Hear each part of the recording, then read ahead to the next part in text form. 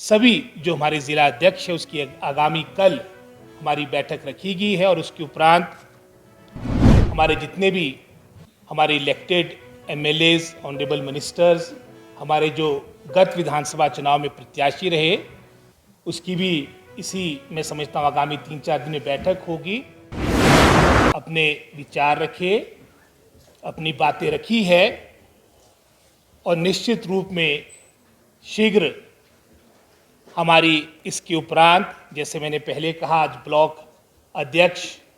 हमारे प्रभारी आने वाले कल हमारे जो डिस्ट्रिक्ट प्रेसिडेंट्स हैं, क्योंकि इस संसदीय क्षेत्र में हमारे 4 जिला प्रधान आते हैं। शिमला में हमारा शहरी और ग्रामीण जिला के अध्यक्ष है सिरमौर, सोलन, और इसके अलावा भी जो हमारे फ्रंटल ऑर्गेनाइजेशन है, चाहे उसमें हम महिला कांग्रेस की बात करें, यूथ कांग्रेस की बात करें, एनएसयूआई की बात करें, और भी जो हमारे पंचायती राज SC/ST सेल है, इंटक है, सभी जो हमारे जिला अध्यक्ष है उसकी आगामी कल हमारी बैठक रखी गई है और उसके उपरांत हमारे जितने भी हमारे इलेक्टेड एमएलएज, ऑनरेबल मिनिस्टर्स, हमारे जो गत विधानसभा चुनाव में प्रत्याशी रहे, उसकी भी इसी मैं समझता हूँ आगामी 3-4 दिन में बैठक होगी। और सारे जो हमारे सार्थक विचार आगामी लोकसभा चुनाव से संबंधित है, उसको हम अपने प्रदेश नेतृत्व को, माननीय मुख्यमंत्री, पार्टी अध्यक्षा, हमारे महासचिव कांग्रेस पार्टी राजीव शुक्ला जी, उनके पास देंगे और पूरी मजबूती के साथ कांग्रेस पार्टी ये चुनाव लड़ेगी। चाहे हम संसदीय क्षेत्र की बात करें, शिमला के साथ तो कांग्रेस पार्टी का एक बहुत, मैं समझता हूँ, समस्त संसदीय क्षेत्र के साथ एक बड़ा पुराना इतिहास है। अतीत में भी हमारे 3 जो पूर्व मुख्यमंत्री रहे, चाहे उसमें हम अपने दिवंगत नेता डॉक्टर यशवंत सिंह परमार जो हिमाचल के निर्माता रहे,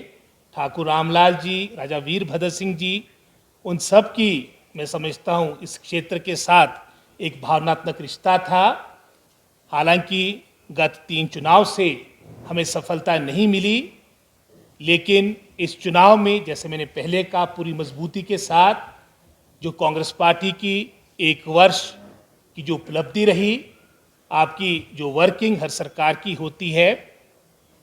वो financial year to financial year होती है। और हमारा जैसे 1 अप्रैल 2023 से हमारा जो प्रथम बजट था, उसके उपरांत जो हमारा कार्यक्रम हुए, चाहे वो कर्मचारी वर्ग के हित की बात हो, जो हमारा वादा जनता जनार्दन के साथ गत 2022 के विधानसभा चुनाव के दौरान था, जो हमारे विपक्ष के साथी उस वक्त मजाक उड़ाया करते थे कि ओपीएस कभी लागू नहीं हो सकता, वो हमारी सरकार ने करके दिखाया है, जिसका लाभ हमारे लगभग कोई 1,15,000 हमारे कर्मचारियों को मिलेगा। कठिन वित्तीय स्थिति हमारे को विरासत में मिली, लगभग कोई 76,000 करोड़ का ऋण हमारे को विरासत में मिला। हर हिमाचली पर 1,02,000 का ऋण था। उसके अलावा जो देनदारियां 10,500 करोड़ के आसपास जो हमें डीए के रूप में अपने पेंशनर्स को देनी थी, चाहे हम, मैं समझता हूँ, जो आपदा के दौरान प्रदेश का अलग से लगभग कोई 12,000 करोड़ का नुकसान हुआ, और हम सभी इस बात को भली भांति जानते हैं कि केंद्र सरकार ने आपदा के दौरान भी किस तरह से विशेषकर हिमाचल प्रदेश के प्रति जो रुख रहा है, इसका जवाब भी हिमाचल की प्रबुद्ध जनता जनार्दन देगी। चाहे वो आपदा से संबंधित हमारी सरकार, हमारे माननीय मुख्यमंत्री ठाकुर सुखविंदर सिंह सुक्खू जी ने जो रिलीफ मैनुअल में संशोधन किया, ये अपने आप में ऐतिहासिक है। 4,500 करोड़ का रिलीफ पैकेज यहाँ पर लाना, ये अपने आप में एक ऐतिहासिक निर्णय था। हमारी सरकार, माननीय मुख्यमंत्री, समस्त कैबिनेट ने एक निर्णय लिया था कि हमको अपने बजटेड स्कीम्स में भी अगर कटौती करनी पड़ेगी, हम करेंगे। हमारी पहली प्राथमिकता, मैं समझता हूँ, जो हमारे प्रभावित लोग हैं, इतनी बड़ी नुकसान, इतनी बड़ी क्षति हुई, जिसमें लगभग कोई 500 से अधिक बहुमूल्य जाने गई, 12,000 करोड़ का नुकसान हुआ।